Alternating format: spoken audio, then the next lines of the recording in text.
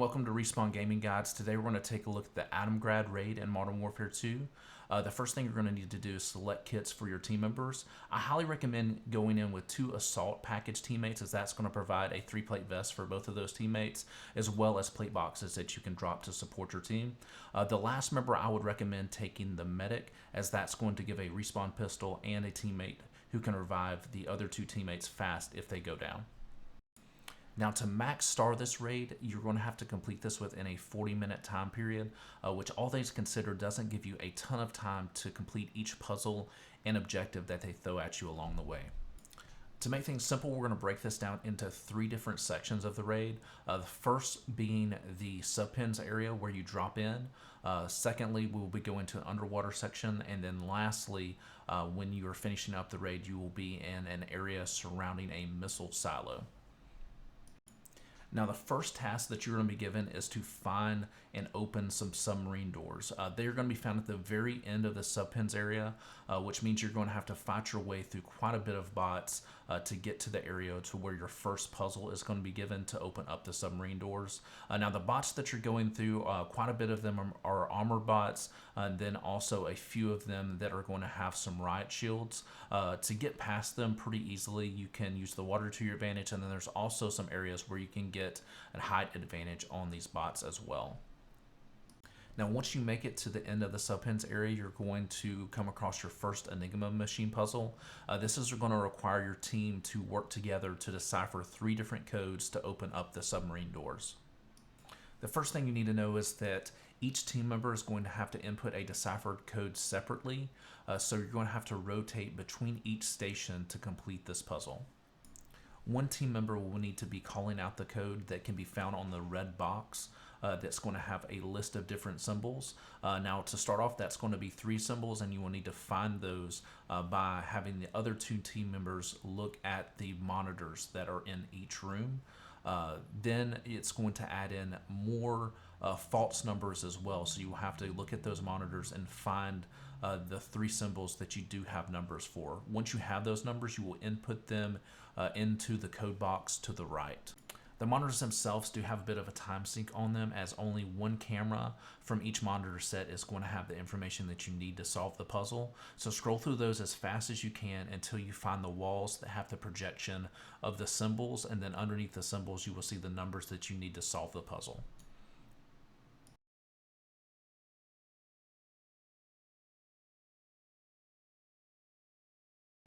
Once the bay doors are open, you will jump into another area where a submarine is found. Congratulations, you have finished the first section of the raid. This is going to lead into the underwater area. So the first thing you will need to do here is to hop to the left here, and you will find a table right here that has 3-1 listed up above it, that's going to have the oxygen tank that you need to start the underwater area section with your team. The underwater section we found to be more tedious than hard, as you only have 1 air tank and you have to pass this amongst team members to make sure that you don't drown as you're working your way through this underwater maze. To use the tank is pretty simple. All you have to do is swim up to the teammate who currently has the oxygen tank and click on them. That will allow you to take the tank from them and to take a breath. So the goal is just to stay close to each other as you progress through this area, so you're able to use the oxygen tank when you need it.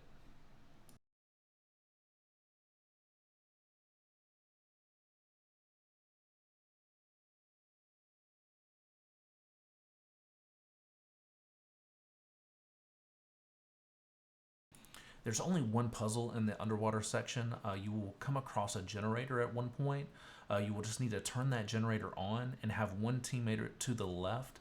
There's a red button that they will click to open up the door, and then you will just swim through the door, and that teammate will hit the red button here, which will allow the door to stay open for the other 2 teammates to come inside.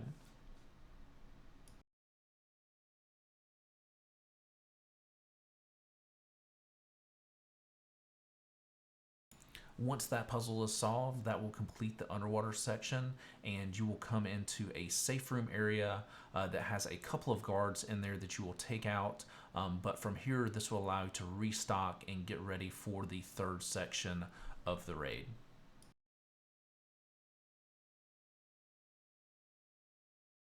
Once your team is restocked, you will regroup at this door here. It does require all teammates to click that door for it to open, which will open up to a hallway section where there's quite a few enemies that you will need to take out.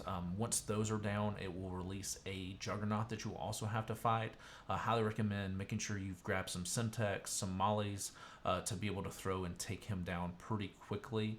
It's also a good area for you to be able to split and get behind him as well, so you can have some teammates drawing his attention while others are shooting him in the back to take him down as fast as you can. Once he is down, you will have a small crawl through section to get through, which will take you to the area surrounding the missile silo. From there, that is going to be the last area of the game that you will work through.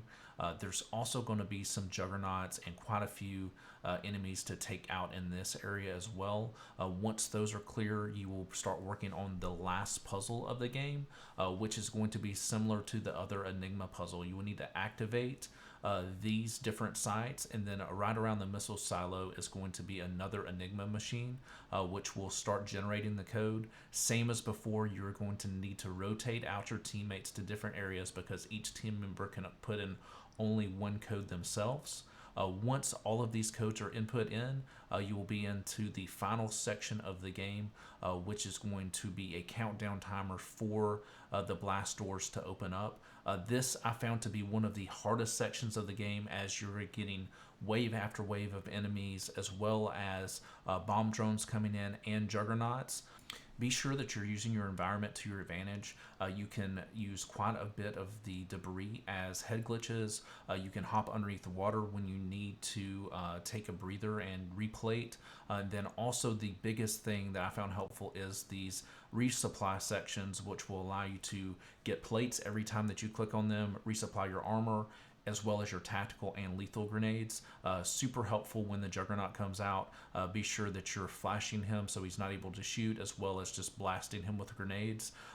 Once that he is down, that is pretty much the hardest part of the fight down, but you will still have to deal with a lot of bots, a lot of bomb drones coming in over those 4 minutes that it takes for the blast doors to open. Once the timer is complete, the hardest section of the raid is finished. You just need to take out any remaining bots that are left around the silo. Once that is done, you and your teammates will need to regroup at the blast doors. Each team member will need to select the door. Once all three have done that, the mission will be complete and you will get the final end screen. No spoilers here, but hopefully you enjoyed this raid. If it was helpful for you at all, be sure to hit that like button and subscribe to the channel, as more guides are on the way.